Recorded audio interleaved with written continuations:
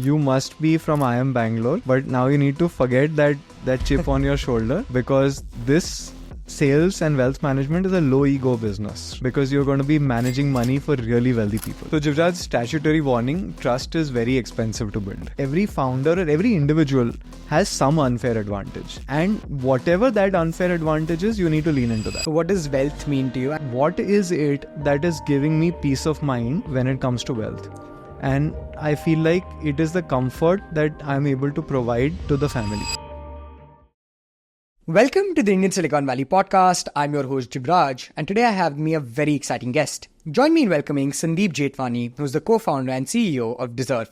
Thank you so much, Sandeep, for joining me. Thank you, Jivraj, for being here.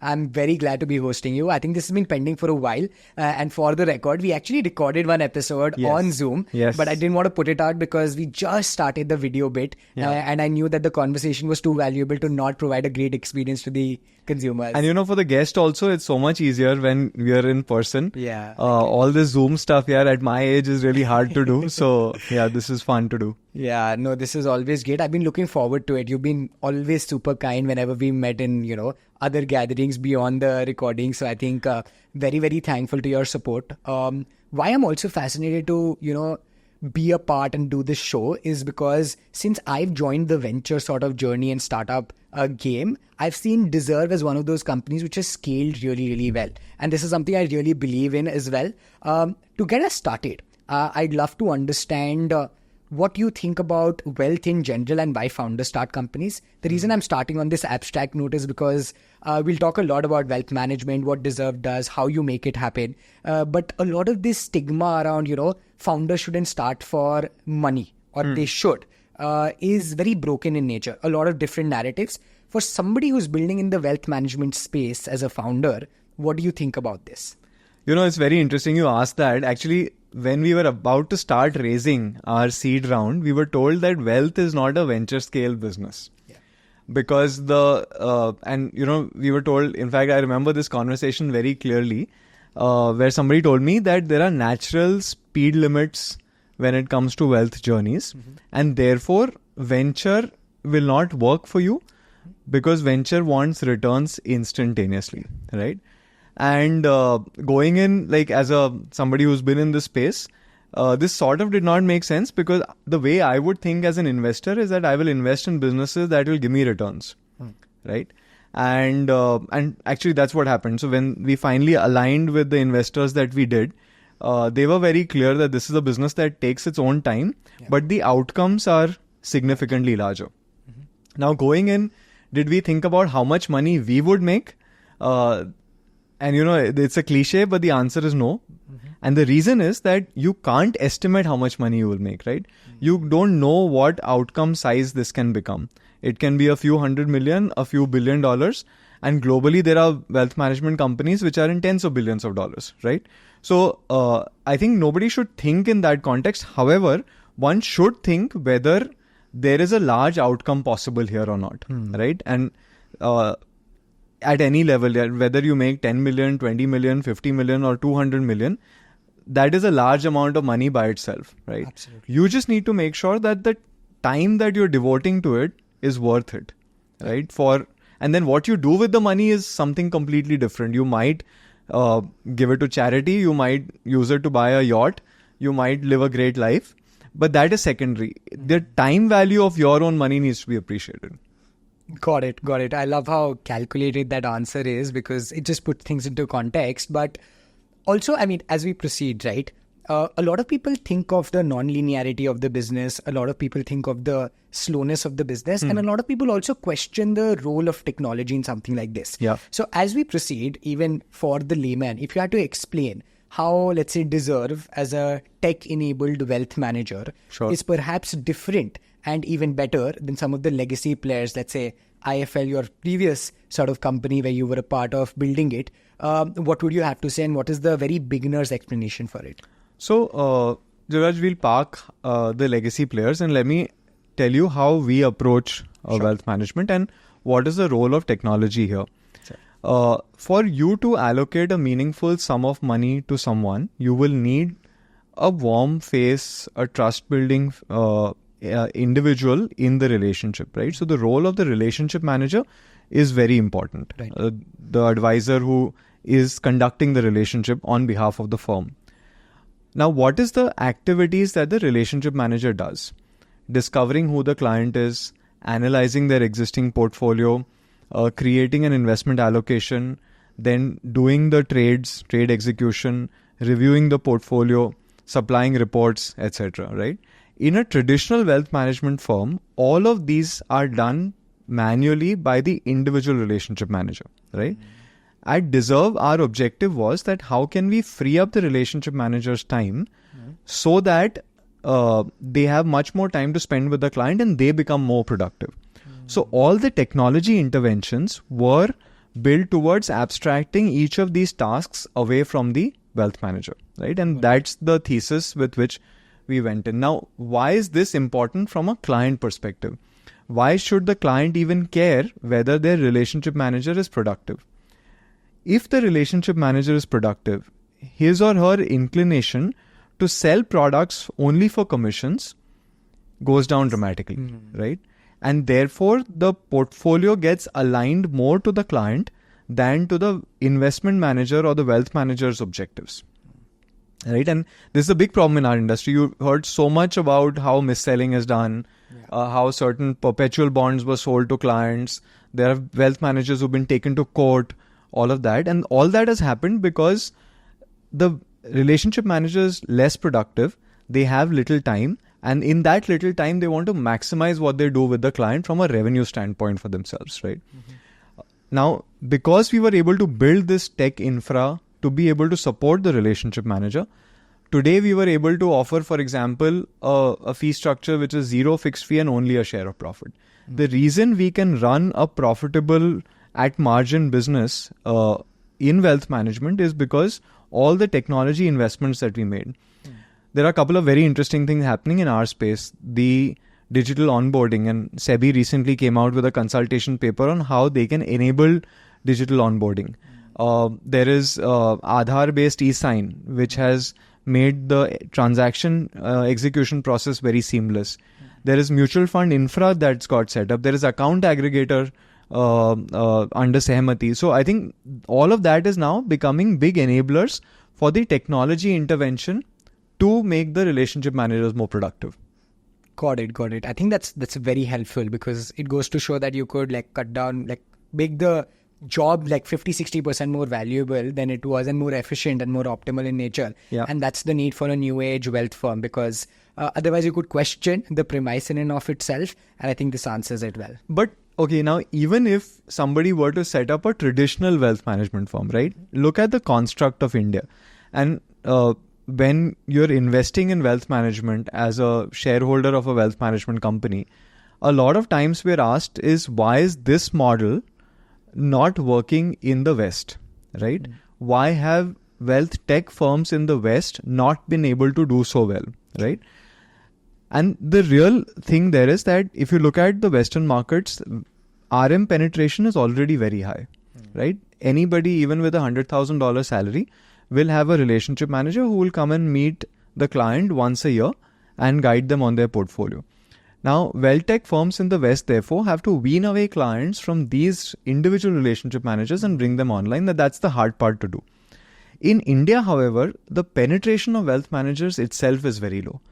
The pace of wealth creation and the pace of individuals getting wealthy or new individuals joining the wealthy category has outstripped the pace at which relationship management has grown. And that's why India is a different opportunity. Even a traditional wealth manager in India can do really well. Absolutely. I think this really gives us a lot of context. As we go deeper, right, as I was telling you before the conversation started, I want to touch three things. One is what happens behind the scenes of managing wealth, right? Yeah. Because while we almost always talk about the returns lens of it, those are all byproducts of a lot of things happening in the background. So I want to touch upon that. Yeah. I want to understand how the model in and of itself, there are a lot of questions. You mentioned some of them and we were having a discussion around it, and also your founder persona. Maybe let's start with the second of those, right? Which is to say that fintech, right? Fintech means what we just discussed, how you are disrupting through technology by making the relationship manager's life very, very streamlined. However, money and wealth is something where you can't speed up beyond a point. It's been about 2.5 years since you've been around. You've scaled to 5,000 crores in AUM.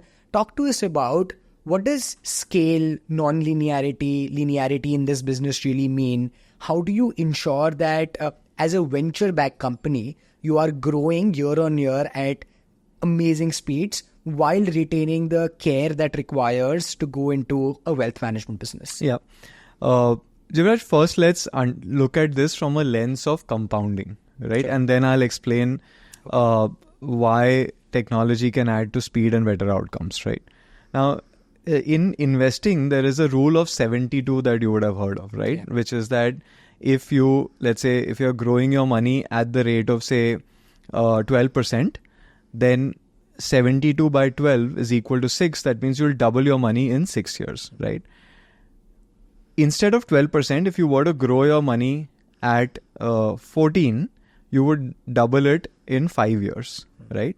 If you were to grow it at, say, 24, you would grow it at, within 3 years, you would double your money, right? Now, the point I'm trying to make is that even if I'm able to accelerate compounding in my business by a few percentage points, I get to larger outcomes faster. Okay. Right? The way it applies into a portfolio, exactly the same way, because our business is inherently a compounding business, right? Trust compounds, existing clients begin to trust you more. So not only do new clients come on easier, but even existing clients find it much easier to give you more money, right? So inherently, wealth is a compounding business. And even if using RM productivity initiatives, I can enhance it by a few percentage points, I can get to a large scale outcome faster. And that is the demonstration of that is what we have been able to achieve in the last few years that we've been around, right? So I think every bit counts in our business, whether it is on the technology side in terms of how quickly can I onboard a client, how quickly can I do a review of their portfolio, how quickly can I get my content or messaging across to you. Each one of these in small bit is adding from that 12 to 14 or 12 to 18 compounding, right? And I think that's essentially what the lens that we took, that if we were able to do some of these smaller things incrementally, collectively, they'll add up to a much faster outcome. Got it. I think that's very interesting. A lot of what I'm hearing is that if you add efficiency to a lot of these smaller bits and pieces, it compounds in a way that is very interesting and thus benefits the business and people who are investing in the business. And you know what? This is exactly why wealth management is very different from other consumer businesses. Because in typical consumer businesses, you're looking for one edge of the wedge, right? Whereas in wealth management, these are very small things which aggregate to becoming something meaningful, but that's not visible at the outset, right? When imagine a slide deck, when a wealth management potential founder is pitching to you for ISV money, they will put down these list of 8 initiatives that they want to take, and you'll be like, okay, this is not exciting. Tell me the one thing that you would do, and that's where it's hard to visualize. Yeah. You have to do a lot of zooming out is what I'm hearing. On the other aspect of the business side, a lot of people, and I'm playing devil's advocate here, but a lot of people can say that in fintech, CACs are up, margins are low. It's very difficult to build a consumer-facing fintech business. Even in your business where the ticket sizes are supremely high, you make money only on the eventual profits, right? Which means that it becomes negative cash flow initially. Talk to us about how do you look at that side of the business, right? When it comes to CACs, when it comes to margins, how do you figure out how to run Dezerv in that context? So the first thing that you need to know is that like I said, it's a trust-based business. Dezerv is a managed wealth solution, right? Where we are essentially saying that we have done our work on creating these portfolios. Now you leave it with us and we will run these for you. We'll tell you what we are doing, why we are doing. But on a day-to-day basis, you are not running your own portfolio, right? So in a sense, we are not a transaction platform. Unlike some of the most successful brokerages, we are a managed assets platform, right? And in managed assets platform, because I'm telling you that, believe me, that I will do it for you, I'm essentially asking you to trust me, right? Sure. The point is that as trust becomes more, CACs naturally come down, right? And when you model the business, you have to know this, that even if you start with higher CACs, let's say $100 at the beginning, it will come off over a period of time just because trust is getting established, right? So that is one. The second point that you made is absolutely right, that this is a negative cash flow business, right? Because you spend money upfront to acquire the customer and the returns come on it over a period of time. It's very similar to a fixed income instrument, right? Yeah. When you've invested 100 rupees into a bond, correct, and every quarter you're getting a certain payout, and then hopefully at the end you'll get a large sum of money, right? I think so long as you understand that, you realize that the discounting rate or the risk factor around this business is much lower. Because having acquired the customer, unless I do anything stupid, the customer doesn't attrite. And if I do things right, the customer actually adds on more money. Yeah. So if you look at M12 by M0s, in terms of the AUM that we get, it's multiple times, right? Because people over time just get more comfortable with the concept of investing with Dezerv, and what they experience, if there's consistency, they will just add on more money, right? So I think it is a high upfront investment even at the client level, and over time you get your money back. This has to be looked in the context of, one is what is your payback time period. So the efficiency of the business has to be checked out, and how much time am I recovering the money that I've deployed in acquiring the customer, and what is, let's say, the 5-year LTV to CAC. Because long-term LTV to CAC is infinite in our business, right? Attrition rates are very low. Even in our industry, the client attrition, even in the worst case situation in a wealth manager, is in the range of 4 to 5%. That means 95 to 96% of customers every year are continuing to stay invested and continuing to generate revenue for the business. Got it.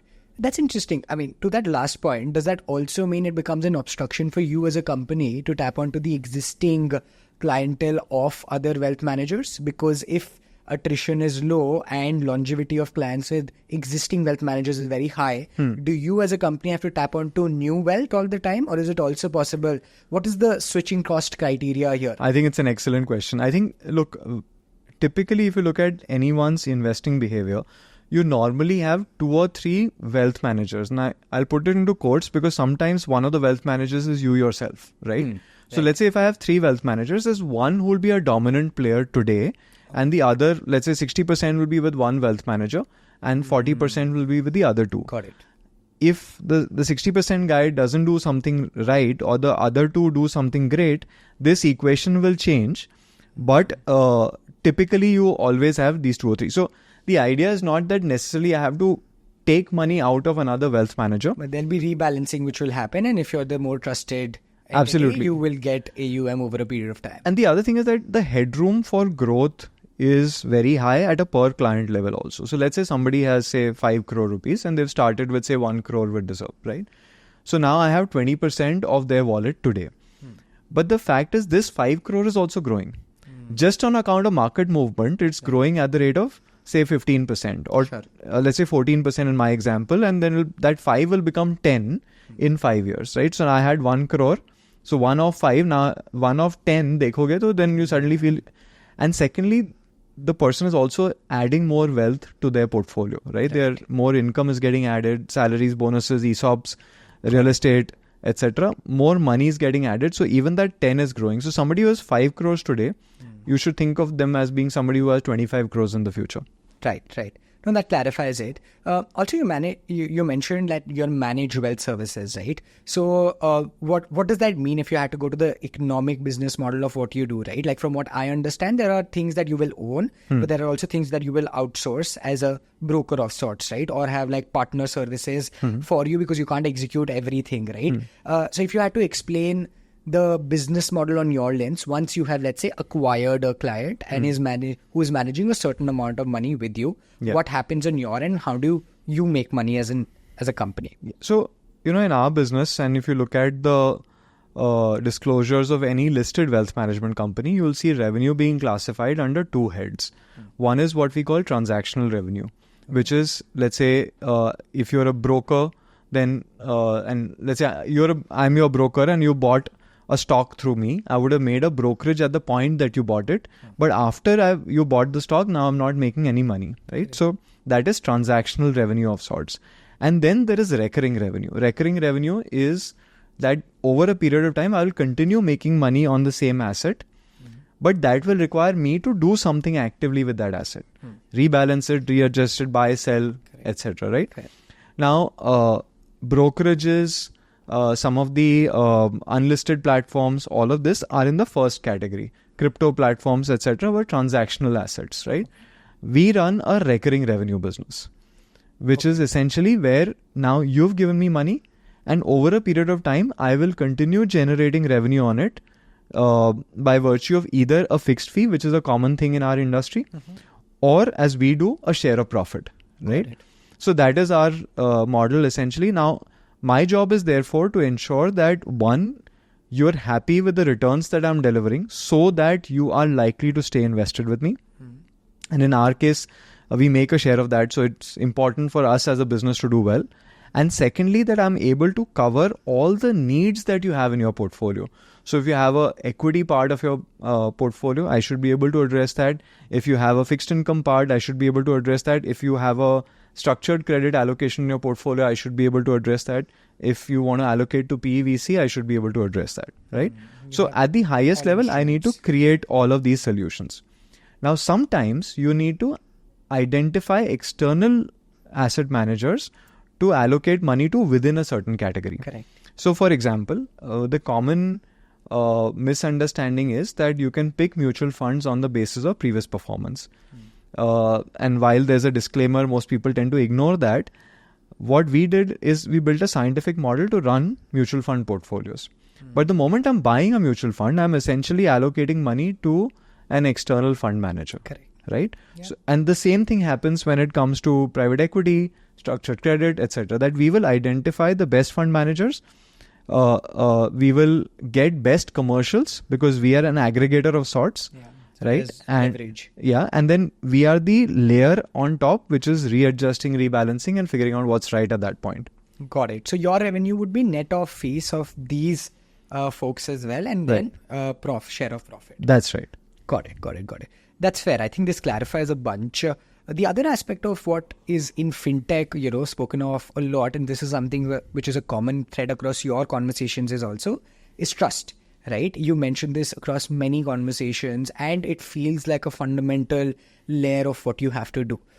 Talk to us about what your learnings have been to establish trust with people who have a lot on the line. This is perhaps the most established consumer in the country that you are managing wealth for. How do you establish trust with them? There are a lot of unconventional things and conventional things. The design language stands out. The content strategy stands out. You've put a lot of yourself out there as well. If you could go through components of what has worked from a trust standpoint, why it's important to begin with, and how have you made it happen, and what's the journey looking like? That'll be helpful. So, Jivraj, statutory warning, trust is very expensive to build, right? Because at every stage of the journey, you're taking calls which are significantly outsized in the context of your current business, right?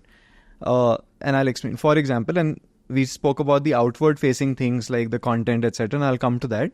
But even setting up a strong compliance and risk management function, investing in data security are potentially the most boring but expensive items that you have to put in place even before you get the first rupee of capital from the client. Yeah. Unlike traditional traditional consumer businesses where you build as you go, in wealth there is no build as you go. Yeah. Right? Like even the regulations require, for example, even before, let's say we got our first rupee into our portfolio management strategy, I needed to have a bunch of folks in compliance, an operations team, a security, data security team, a dealer, a fund manager, all of this and zero revenue, right? Because not one penny has come in from the customer, right? So that's the point. First is trust is very expensive to build. The second is trust should not be looked at from only a lens of marketing. Because in our business, the 100 rupees that, like I said, that you got from the customer to begin with, or the 1 crore in my example that we got, is a small fraction of what you're likely to get from the same customer, right? So we have to look at trust from every stage of the customer journey. Yeah. The first time the customer interacts with the brand to the first human interaction the customer has with a team member of Dezerv, to how the onboarding journey was, and even later once they've funded the portfolio, what is the kind of reports that they're getting, what is the updates, in what language do we talk to them, our webinars, etc. So at every stage we have to ensure that we are getting it right? And this is the part of that incrementalism that I was talking about, which is not exciting, but at every point we have to test, is this adding to trust or is it not? And then it becomes a cultural thing that every person in the company is thinking about that, is my job adding to the trust? Am I doing it in a way that somebody will trust me more? Yeah. Right? For example, our engineering data security approach is that there is data at risk, there is capital at risk, but there's also reputation at risk, right? And how do we ring fence all of these three things to ensure that not only are we compliant, but it helps our business, right? So I think the point I'm trying to make is that every stage you have to figure out whether it's making sense and what do you need to do incrementally to add to it. Yeah, no, I love how comprehensive that is. Can you also go perhaps a bit more tactical, right? Because to the outside listener, it can feel very, on the surface, where while it is important and while there are protocols to make it happen, how do you actually practice much of it? Would love to hear that. So now let's talk about something which most people who are not our clients would be able to see is, let's say, how we work on content, right? One decision going in was whether we should lay out the brand or we should lay out the individuals that are behind the company. And very early on, we realized that people trust people before they trust a brand, right? And like, if I were to compete with the likes of ICICI Bank, HDFC Bank, Access Mutual Fund for your money, it will be very hard for me to do that, right? As Dezerv. But what we can do is we can tell people that there's a bunch of sincere, hardworking folks at Dezerv who are trying to do better with your money, right? And therefore, at every stage of the content strategy, you will see individuals being exposed, right? Let's say what you see from my LinkedIn handle or even our content from the brand handle always has faces of Dezerv talking about what we do. Right. So that is one thing, for example, in the marketing strategy that we did, right? The second was, let's say you are an existing client and now you have a portfolio that we are managing. If I don't tell you why I'm doing what I'm doing, then you don't feel like you can trust me. So every portfolio action has to be explained with the rationale behind it, right? One approach that fund managers sometimes take is that I know everything, and then so long as aapke returns theek hai, that's fine. Yeah. But we don't take that approach, right? So in our reviews that we do with customers, we lay out the 5 or 6 actions that we took in the review period in their portfolio and why we took those actions, right? Because we think that contributes to trust. Amazing. I think this is very, very helpful. Put things into context. And I've been a huge fan of the content that you've put out.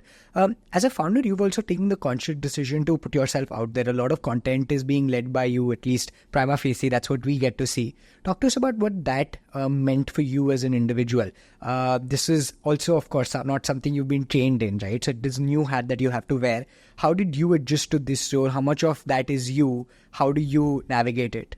So in the ultra high net worth world where I was working for almost like nearly 2 decades, this role of the person who advises the client is called a private banker, right? And by private, it actually means private. Like this person is not supposed to be out there and exposed to people, right? And part of it was because how money was seen by people. You know, there's a John Rockefeller interview that you'll find on the internet where he says that, and this was America, and imagine then in India it's much worse, that money or sex and sex are the two things that you don't talk about, right? And I think it's very similar in India that people wouldn't talk about money, but that was changing, right? Yeah. Today, it's not unusual for you to discuss with your friend on how you invest your portfolio, right? So this was the insight, and the idea was therefore we should openly talk about it. We should be out there. and we just said that maybe one of us will start, and just happened to be me. And initially I realized that once you put content out, I would think about the fact ki, how will this look, and what will people perceive, and whether this is right for my image, and so on and so forth. Till a point that I had one of our earlier team members, and he's moved on to the UK now. And he told me that, Sandeep, he sat me down, and because this was going back and forth, every content piece would get edited multiple times by me. And he said, look, Sandeep, this is not scalable. You have to let go. You have to let people see for what you are, and relax, and it's going to be okay. And honestly, at that point, it felt like, chalo, theek hai, let's try this approach also. Because the original approach was not scaling, where I would check every content piece simply because it would go out from my email ID or so on. So I think that's become much easier over time. Also, you develop your own rhythm of sorts, where you feel like, okay, these are the principles under which you will create content. There are some things that you will just not do, right? For example, we were very clear that we will not do anything only for the clickbait. Right? It has to be meaningful for people who read it. It has to be valuable. We will not lean into a moment marketing kind of a thing unless it's relevant to our business. Sure. Right? And some of those things evolved over time. Got it. No, but very interesting to, understand how learnings also, because it's becoming common in consumer brands where founders are becoming the face of it, but not as common in other facets of the ecosystem. So it's very encouraging to see But I think it's happening across, right? Look at your own situation, right? I think you create fantastic content, and you've been able to do it. There are founders in SaaS in the West who are doing this, who are doing it and I think especially in the industry that we are in, right? What is happening is that the regulator is very clear about how we can use influencers or not use influencers, right? And why was our industry using influencers? And this is something that I had an offhand conversation with Raj Shamani on one of our chats. And I was like, there's this whole thing going on about SEBI and this, that. And he said, you guys are to blame. So I was like, how are we to blame now for this, right? So he said, because you guys don't talk and explain money in a way that's interesting and relatable, somebody else will step into that gap, right? And I think it's become almost incumbent on founders and teams to talk about their product in a way that people find relatable and interesting now. 100%. I think it's here to stay, and it's very positive for the consumer, because that's the benefit of building digital first companies, which is to say that distribution is for you to own, and if the people behind the company actually come forward and talk about it, I think there's nothing better to actually build trust also, right? So I think goes a long way. And I think if you think about wealth management, a lot of similarities in the business model with SaaS, for example.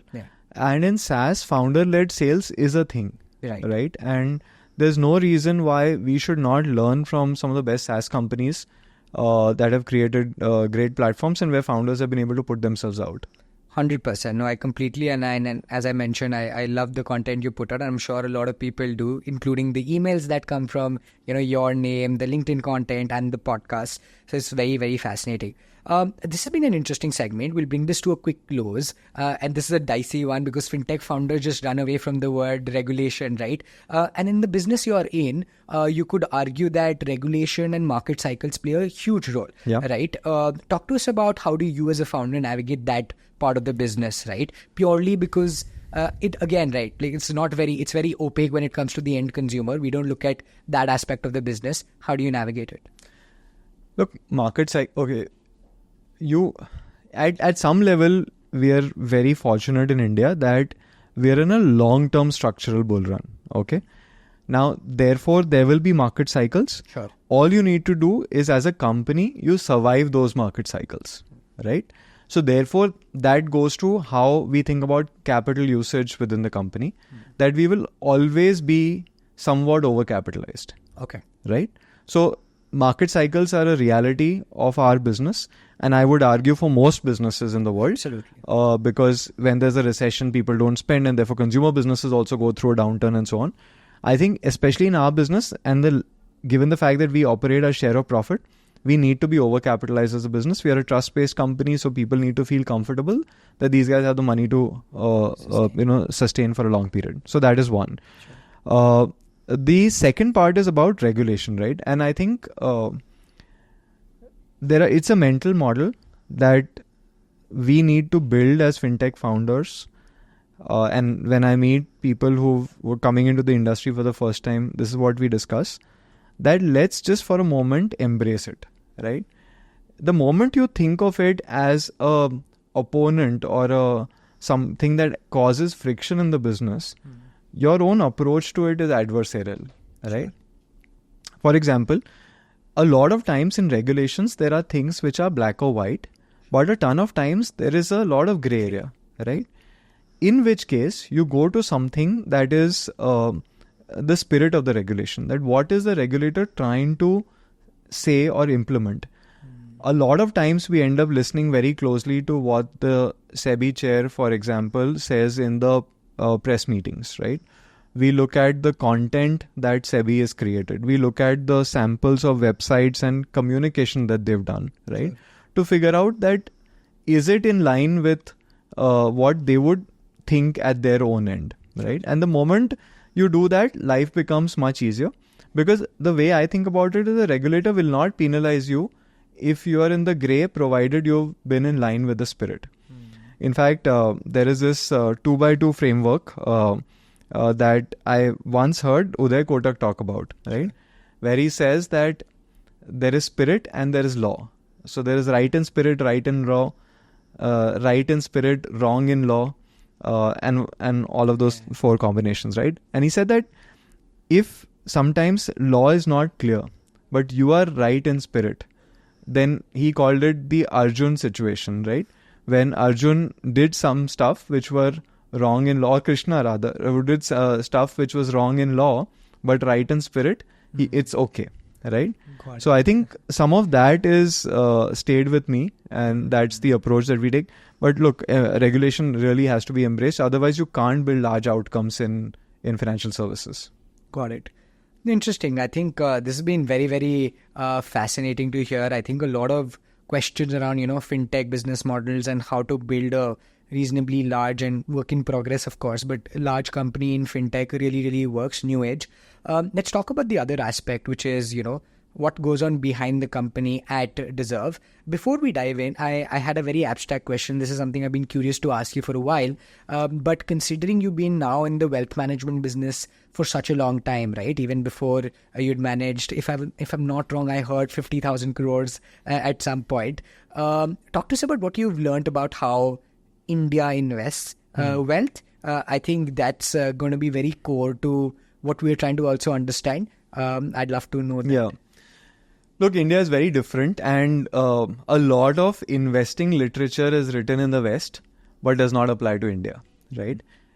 One thing which I feel very strongly right now is Indians are very aspirational at this point, and the degree of self-confidence in India in general is very high, right? Now, what does that mean? That means that people are allocating a large part of their portfolios to growth assets. Right, as opposed to fixed income. Sure. And that is, so for example, there is this framework which was built in the West, which was that what should be your equity allocation? It's 100 minus your age, right? So if your age is 75, 100 minus 75 is 25, right? So 25 should be your equity allocation, 75 should be fixed income, right?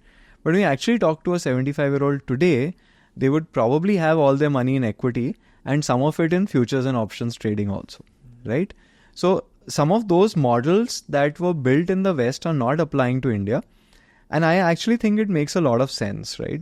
For a bunch of reasons. The first is that in India, the long-term trajectory of growth is going to be very, very, interesting. I was listening to Neelkant Mishra talk about this, that India is about 30 years away from a time when our median age will be in the mid-40s. Yeah. And so therefore we have a 30-year runway to continue growing our not only our GDP but the per capita income also. So that is one. The second is that from a life expectancy perspective also, हमारी life expectancy is rising, right? Because healthcare is there, etc. So we need more money at the point at which we retire, and even after that, right? So having allocation to growth assets is more allocation growth assets required, and Indians are inherently getting this, right?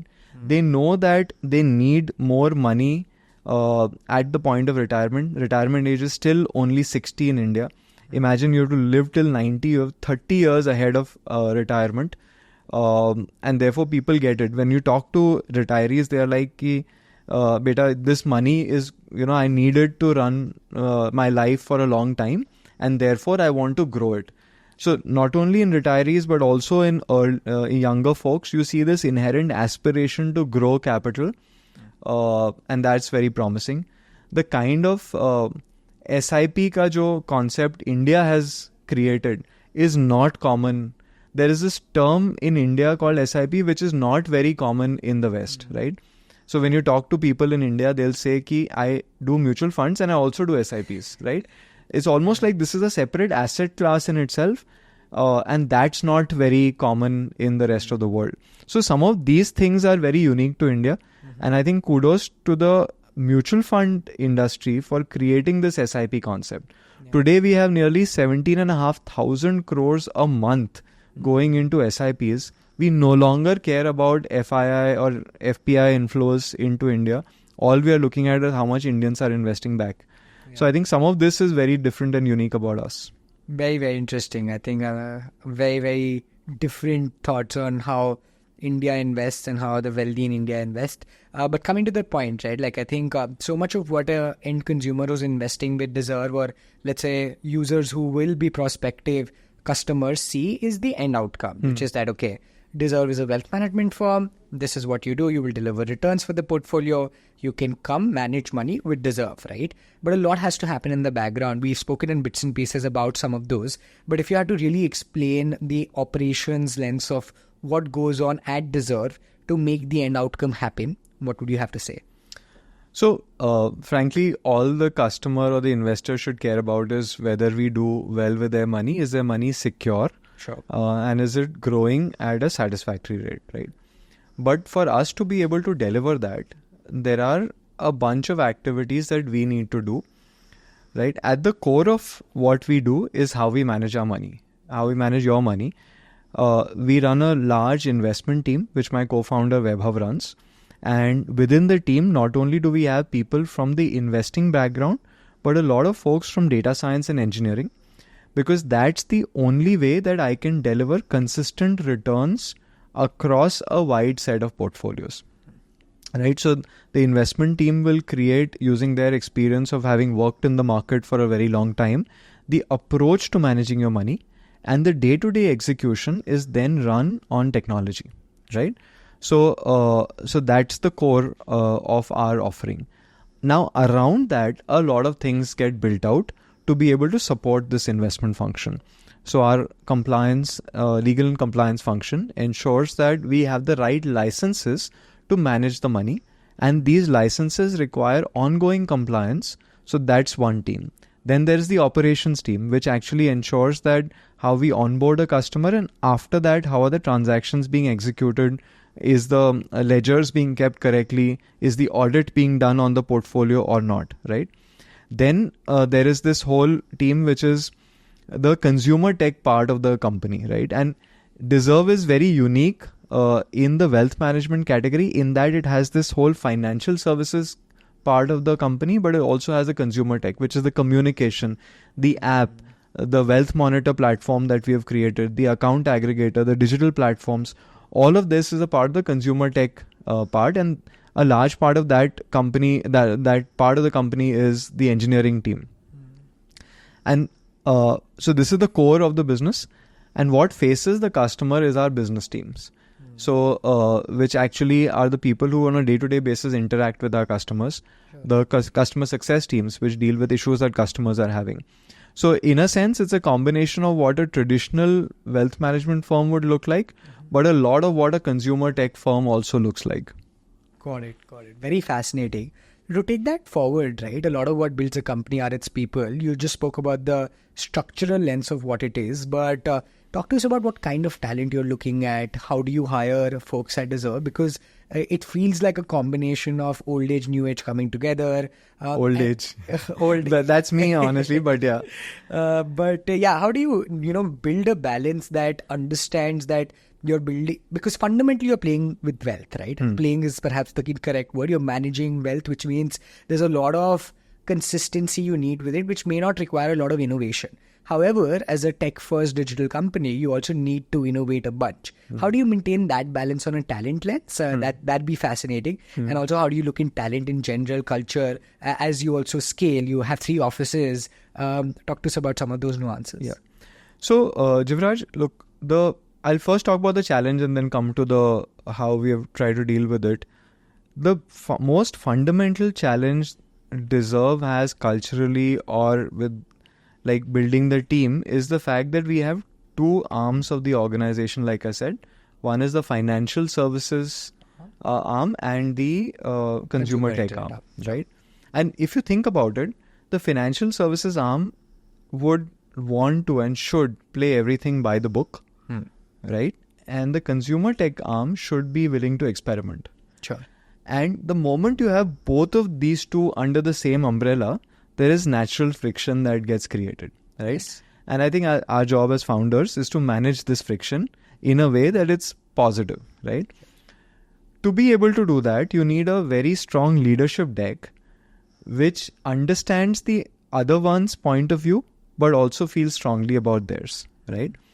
And therefore, one of our values is challenge, disagree, and commit, right? Which is that when you see something that you don't align with, ask that question, push back, and sometimes you agree to disagree. But once we have taken a viewpoint as a company, we all commit to it, right?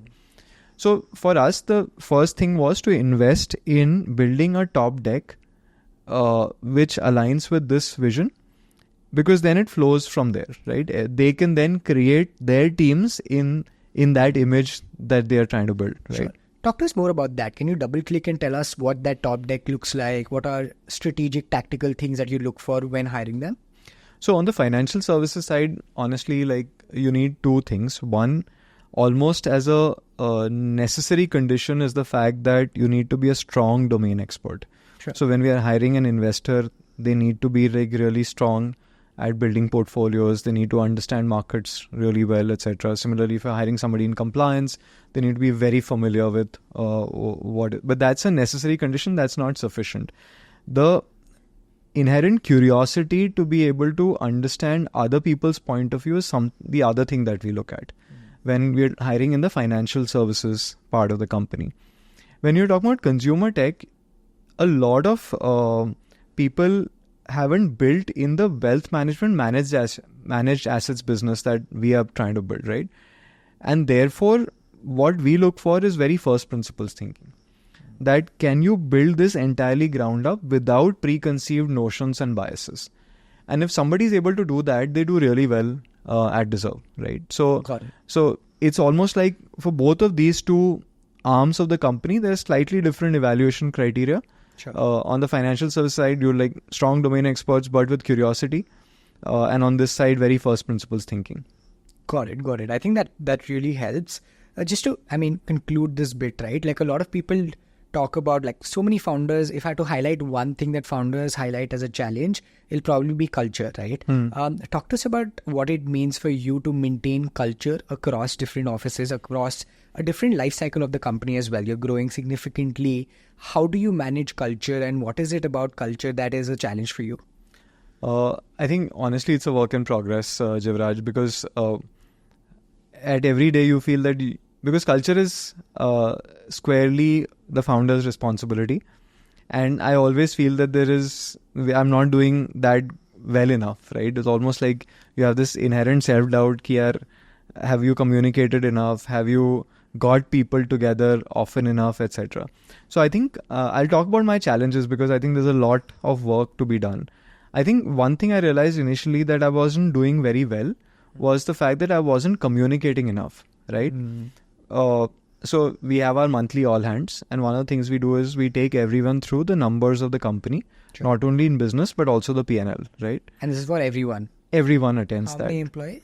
today about 190 folks. Okay. And so we expose our monthly P&L to the entire company, because I think of everyone as a shareholder. In a sense, you're reporting back to shareholders, but everyone owns ESOPs in the company, right? But what I realized I wasn't doing was why we are building what we are building. So Jivraj, one thing I realized is that because the company was growing relatively fast, a lot of people who joined more recently did not have enough context on what we were doing. So as a part of our monthly all hands, every month we take everyone through what were the performance of the company, not only in business metrics, but also in terms of the P&L. And then I quickly realized that the guys who've joined in the last few quarters haven't heard why we are building what we are building. So now every all hand starts with this theme that what is the business model, what is the vision of the company, what is the AUM pool, revenue pool, etc. that we're going after. I still feel that I can do a better job of communicating this, and so that seems like a work in progress. The second thing is that you alluded to this, the fact that we have multiple offices. And in fact, in Bangalore, we have currently 2 spaces we work out of because we outgrew one faster than we thought. Now, how do you get people together? Yeah. The moment you think about offsites and so on, you also feel like we will lose a week of work, right? Yeah. So those are the sort of compromises that you're constantly thinking about. And I think that's the hard part. Like, how do you, and I don't know if you've seen other founders do it better. We would love to know more about that. No, I think constantly I keep hearing that, this culture is a huge, huge challenge. Over-communication is an interesting part. In fact, in one of the podcasts, post the conversation, it came out that the founder shared with me off camera that this podcast should be my all hands because it's so sort of useful in sharing context to how I'm thinking about building as opposed to the objective things which get communicated, but without context. I think that's something I've heard before. I think, and maybe there is an insight there that maybe we should do more communication as firesides. Yeah. Rather than doing it as a one-way street where I'm talking, right? True. For me, I think the insight was that so much of communication is sometimes quantitative and takeaway based, but context really lies in sharing the qualitative stuff. When you can. And that feels like a long-term investment as opposed to a short-term hit. Because what's more important is the immediate numbers, is the immediate sort of what's the checklist like. To share other bits are actually don't seem as important in the short run, but can mean in the long run. At least that's how I took it away. But it's an interesting And I think there's an element of storytelling that's very important here, right? Exactly. And for example, in the first week of January, I put out what I think will be 2024 at Dezerv, right? And why do we have AUM as a North Star metric and not revenue as a North Star metric and so on? But I felt like now that I think about it 50 days into the year, that I put it out very, very clinically, right? As opposed to putting it out in a way that people would relate with. Yeah. And I think that's the part that I guess I have to get better at. No, interesting. I appreciate you sharing very candidly what the challenges are because we often don't get to hear and, media makes everything seem very gloomy, glossy, but it's not the case. So thanks for sharing, Sandeep. Out of curiosity, you mentioned in a couple of spaces today that this is a huge priority, right? So let's say culture, compliance, trust. You're leading a couple of things, of course, between the co-founders as well. Talk to us about how do you prioritize between some of these, right? Like it's seeming like these are equally important things, but of course, things have to take precedent. Things have to be in order of priority. What is that like for you? I think that's over time become much easier for me, Jivraj. So, so I feel like we have a strong leadership deck who are clearly able to handle the short and medium term really well. Okay. Right. So now I am less concerned about what will happen in this month, this quarter, or the next few quarters. Right. And I think over time, therefore, any founder's role evolves into looking at something which is a big picture, right? And what are the small changes tweaks that you're making today so that you're achieving that big picture, right? And because and honestly, the only person who can truly focus on the big picture is the founder, because hopefully, unless I do something really wrong, I won't get fired tomorrow, right? And in that sense, there is that sense of security. Sure. So I think for me now, prioritization is about, are we getting the culture right? Are we getting the target segment right? Are we adding value to the customer that we are serving? Is our fee structure optimal? Or are we overcharging people?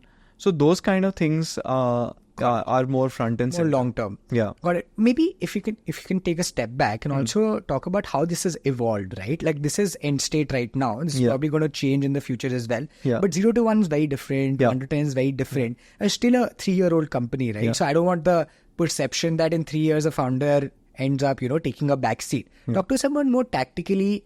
What was it that you were prioritizing maybe first 6 months to maybe the next 12 to maybe the next 18? Maybe that thing that helps. Yeah.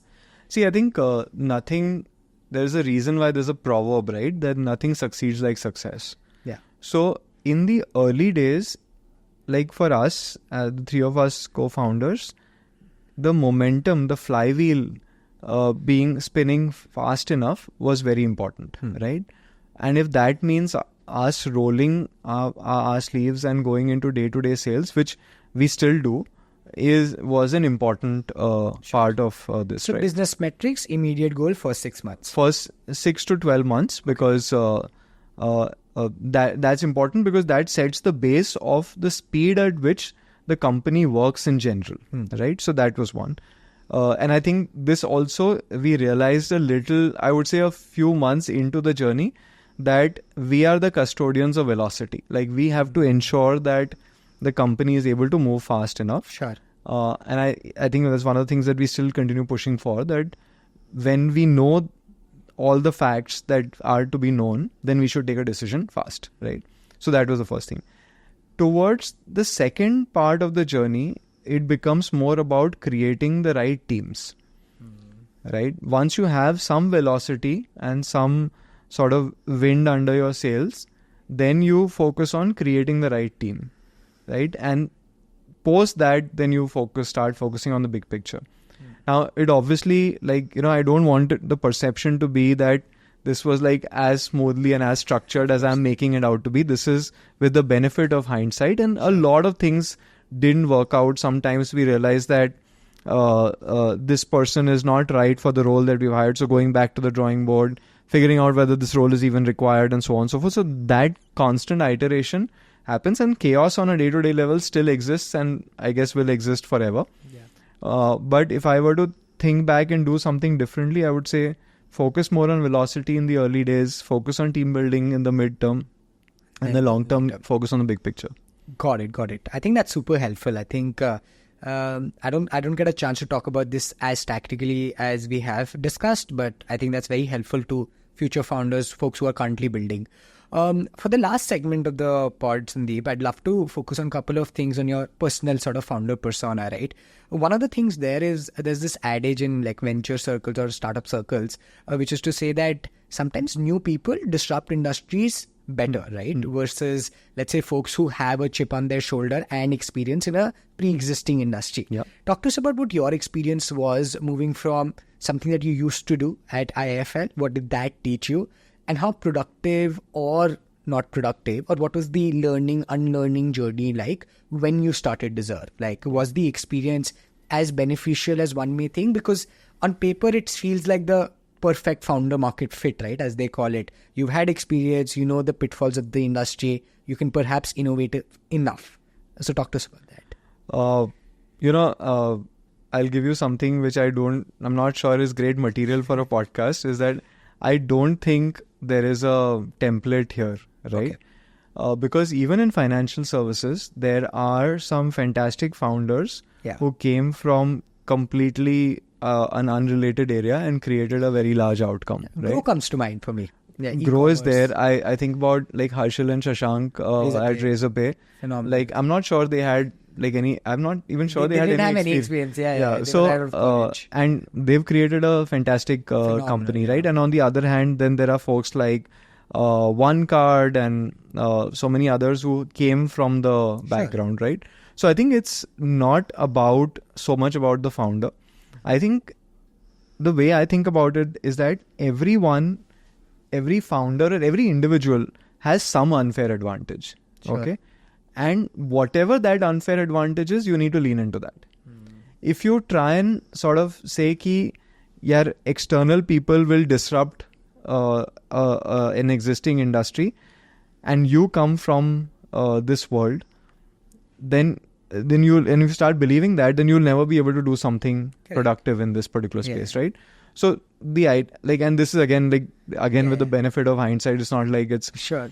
I didn't mean to, honestly, I didn't mean to construct what is best. I just want to understand what worked for you or not, because I'm sure you can't templatize it. And as a founder, you can't be thinking about all of these things. You have to think about the space you're building. But I want to understand, did you have to unlearn a bunch, or was it that your experience played a very interesting, good role in making sure what to do?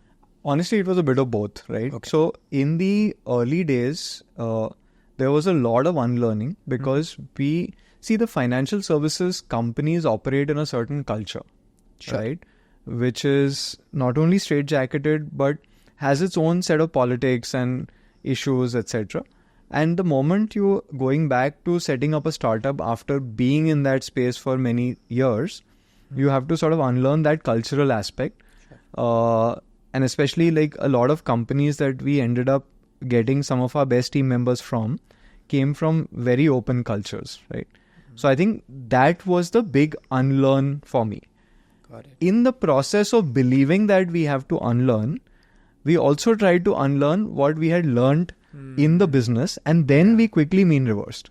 Got it. We realized that there's this experience of 15, 16 years of sitting across the table with people and talking to them about their money is like a consumer research of sorts. And people are same inherently, whether they have, let's say, 100 crores or they have 10 crores, or they have 5 crores or 1 crore, right? Yeah. And you shouldn't forget that insight. Sure. Because sometimes, I remember there's a lot of literature around startups, right? So there's, let's say, blitz scaling, right? Now, and you would think that maybe this book has been written and there's a lot of context that is relevant to you, but maybe it's not relevant in wealth management. Right. So I think some of that, going back to the mean of what you've learned and reasserting that also became important. Absolutely. No, I think that's interesting to hear and very different. On the last part, I also agree, right? So much of what you learn from success may not be calibrated in other successes. Yeah. But I do also believe that so much of failure, or for the lack of a better word, things that did not go right, you can learn from and avoid, maybe because they are perhaps more common. If you had to highlight across the journey things that perhaps went wrong, right? Because also they don't get spoken of enough, and things that you think can be helpful to other founders, what would that be? So in terms of mistakes, Jivraj, if I were to pick one which is on the business side, right? I would have hired RMs much faster, right? And build trust that way, the traditional way, much quicker than we actually did, right? So, and the context was that we had started up during COVID.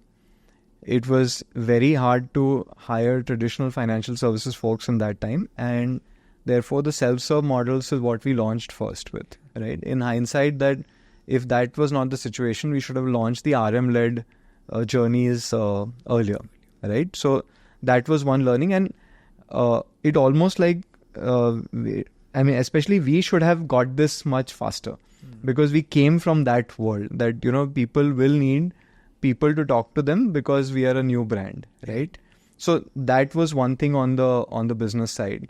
On the technology side, I think we probably over-engineered a lot of stuff where in fact we should have just rolled with a MVP faster, right? Than we actually did. So some of these were us trying to avoid our biases, and some of it was us not leaning into our own experiences enough.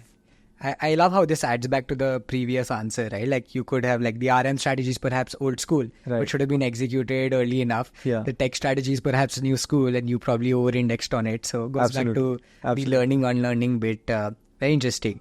To bring this to a close on the persona bit, right? We were talking about this before the conversation started. A lot of operators are now starting up, right? And this should have perhaps been the first question, but either way, when you were, let's say, deciding to leave, how clear was it that you wanted to chart out by yourself? How clear was it that three of you wanted to build exactly this? And how did you recognize the value of your leverage, right? The fact that you'd been in the industry and this was like a very contested sort of like, the rounds that happen in venture. What I'm trying to understand is when a lot of senior people now think of starting up, there are a lot of things that are unknowns and there are a lot of knowns. What were your knowns, unknowns before you started Dezerv to be like, okay, this is what we want to do? Because we've spoken a lot about what happened after, but not what happened between the time at when you decided to perhaps move on and when you started Dezerv. So yeah, one thing which was clear that we would do something in managed wealth as a space, right? We would not do something in the transactions business. Okay. We would, because the inherent insight was that people are, especially at scale, when they have a lot more money, they're anxious about whether this money is being managed well or not, right? And therefore, they need a trusted person to handle their money for them. And it was as simple as that. Now, over time, there was a sharpening of who is the right segment, what are the right offerings for them, etc. Going back and I look at our seed deck today, I'm like, the core insight still stays, but everything has changed other than that one slide, right? Yeah. So I think that was one thing that, and I think every founder discovers that as they go, right? Because and what was the prompt to start? So I think, first of all, at the very high level, I thought that the way wealth management was being done. In fact, just going back, there was in May 2019, I had an opportunity to go to Singularity University, which is in the US in California, near Cupertino. And there was all of this talk about like how technology is disrupting different businesses and how things are getting more efficient, etc. And I remember like after the 10 days that I spent there and I came back, I'm like, something needs to change. I don't know what that is, but it was just that itch. And also I think it was that classic midlife crisis. You're about to hit 40 and you're thinking, what am I doing with my life? Am I doing something productive or not? And so on, right? So all of that had sort of overlapped in some sense. And the idea was very clear that the three of us will start up something. In fact, I remember in 2016, the three of us spent a bunch of time on what is now called EdTech, where, we researched, we were and this was the time when all three of us had young kids. And we were like, how do we keep these kids productively occupied? That's a big problem in the affluent category. And then we should solve for that. Within a few months of research and some work, we realized that we are not the right guys for it, right? Because this founder market fit is not there at all, right? We don't understand education. We don't even understand our own kids, right? So, and that's when the idea was that at some point we'll do something together. Sure. And then sort of this intersection of our age and this singularity experience, etc., all of that happened. So that was the fact that it was very clear that we'll do something in wealth management, in the managed asset space. And over time, things evolved. And there were a lot of like blind spots that I think about today that I wish I had known. Like, I wish I had known that there are very few fundable operator teams, right? Because it's only now that when you talk about it, that I feel like, it's easy for operators to raise capital, right? And we didn't approach it like that. Okay. We, we put out a detailed deck, we pitched to a bunch of folks, etc. And when the round started getting constructed, even then we did not realize that this was one of those quote unquote hot rounds, as they say, right? How long did it take, if you had to give us a quick glimpse of the seed round? About 2 months. It took you 2 months? Yeah. And this was during COVID. Okay. So it was in the...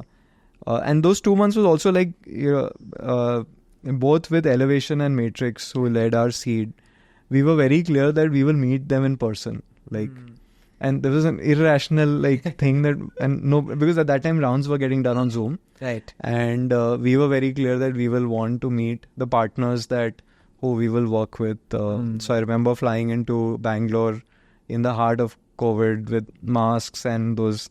At that time, airlines used to make you wear almost like a suit and do that conversation. But yeah, I think aside from that, the round actually could have concluded in 45 days, and we still did not realize that this was a hot round. Yeah. But the first conversation to the term sheet was how many days? I think about 45 days. Okay, that's pretty surprising for a team of your stature, because as I was telling you, right, like these, like 21, the days of 21 where everything was on a high, and currently also I think some senior teams do get the benefit of high leverage and in building in very interesting spaces. You mentioned that, it's very hard to find a fundable operator team, right? Talk to us about, now that you see other founders, you've been a founder yourself, you've been an operator, you were one of those baby case studies, just for the sake of lingo in this conversation perhaps. What does that mean according to you, right? Like, or let me rephrase perhaps. Let's say there are operators 15 years in, they've built companies, operated at them. What would you recommend them to do as they figure out what to build next? So, okay, again, like everything has to be taken with a pinch of salt, because especially when you're talking to founders, a lot of journeys are very unique and it's a function of a lot of externalities coming together, right? So having said that, I think one thing is that most operators are domain experts and they need to know that in that domain they have an insight which probably everyone else doesn't have, right? Perfect. Going in, because look, I mean, all my life I've worked with other wealth managers. So I don't think what I know is unique, right? And I wish more operators know that relatively in the context of the larger world, what they know and their experiences are unique, right? In their own industry, it might not be. The second is that, when we're transitioning from an operator to a founder, you're leaving comfort zone of sorts, right? So it's important for them to sort out themselves financially before they do it, right? Otherwise, they would, unless you're a very different kind of individual, you'll constantly look over your shoulder. And that's never good for an early stage or any stage of business, right? Yeah. So securing themselves personally, financially, preparing the family for the journey that they're going to embark on, I think those are important things that they should do. Outside of that, everything else can be figured out. Got it. I love those. I think very, very crucial pointers, unique insight and financial security before you tread on the journey. Awesome. I think this has been super interesting. I have a series of just final questions that I ask most guests. This is common across most conversations. And I'll just throw them at you. Feel free to answer as quickly as you can. One of the things that I ask there is, what do your friends say about you? Because so much of a founder's life does not get shown beyond the professional setup. So if I had to ask a group of Sandeep's friends to describe Sandeep, what would they say? Buried in his phone. Okay, I wouldn't have guessed that, but interesting. The second bit that I really wanted to ask is, what I observed through other interviews was you talk a lot in quotes, proverbs, things that have stood the test of time and things that perhaps command your mental models. If you had to highlight a couple of them, right, like some things that you live by, it could be value systems, it could be these quotations, it could be learnings, what would they be? So I didn't know this concept, but only recently this book came out and there was a Jeff Bezos quote which suddenly made a lot of sense, is look for things which won't change, right? And there's a book called Same as Ever by Morgan Housel, which is around the same concept, that large outcomes are built on things which are fundamentally not changing. And that's because the human psyche over millennia has evolved to be in a certain way for a certain reason. Sure. So I think most big outcomes are built on that concept. Awesome. The other bit is, I often ask this question, and this is a double-edged sword, which is one thing that is like your major superpower and one thing that you almost irrationally fear. Paranoia. So I think, and my co-founders will tell you about this, I'm constantly thinking of what can go wrong. In the business, sure, and less so on investing, but in the business, can we get this hire wrong? Are we filling up this position too late? And those kind of things, right? Sure. But I think that also is the reason why we avoid big issues and fatal errors. And the superpower? That's the same thing? Yeah, okay. Yeah. Okay. I was hoping for maybe two different answers, but that's interesting. Okay, I never looked at that being a superpower and fear. Yeah, I mean, I harass my co-founders and my leadership, like pushing them on, have we done this? Have we done this right? And so on and so forth, till the point they're almost like irritated with me. But I think now they stick up to it. So Sure. On the next one, I think this is just fair to ask because we are on a podcast and you manage like a wealth firm. What does wealth mean to you? I know you've been asked this multiple times, but I'd love if you can answer from the context that so many founders have to sacrifice on significant short-term wealth to eventually gain long-term wealth. This is the note that we started on as well. But as a founder, how do you value wealth and how have you seen other folks with maybe lesser risk-reward ratios manage wealth? For me, I think wealth is about the comfort that you give to the family, right? And I also, like, in previous conversations, I've thought about this as freedom and peace of mind, etc. But the more I thought about it, that what is it that is giving me peace of mind when it comes to wealth? Sure. And I feel like it is the comfort that I'm able to provide to the family, right? And the reason that's important is because that allows me to focus on what I do and be paranoid about the business and focus all my attention on that, because I know that their lives are taken care of, the health of the family, the education of my children, etc. That we can spend money in those areas without me having to worry about it. Sure. So honestly, that's that. And I guess every founder should probably find that thing for them. For some people, especially younger founders, maybe that's not important. Sure. And therefore they can swing for the fences also. Makes sense. I think that's a very interesting way to summarize it and very optimal in nature. Awesome. For the second last question, Sandeep, this is that Stanford essay question, if you're familiar with it, which is what matters to you and why. A lot of what we've discussed is to the tune of company building, to the tune of what you're driven by. But if you had to summarize in very succinct ways that this is the thing that matters to you and this is why you pursue it, what would that be? As a wealth manager, over time, you realize you get a kick when somebody trusts you with their money. Right? And I think that has become as they call it, the raison d'etre, or the reason of living, is that when somebody says that, okay, here is a certain amount of money which I've earned through hard work, and I find that we trust you with it.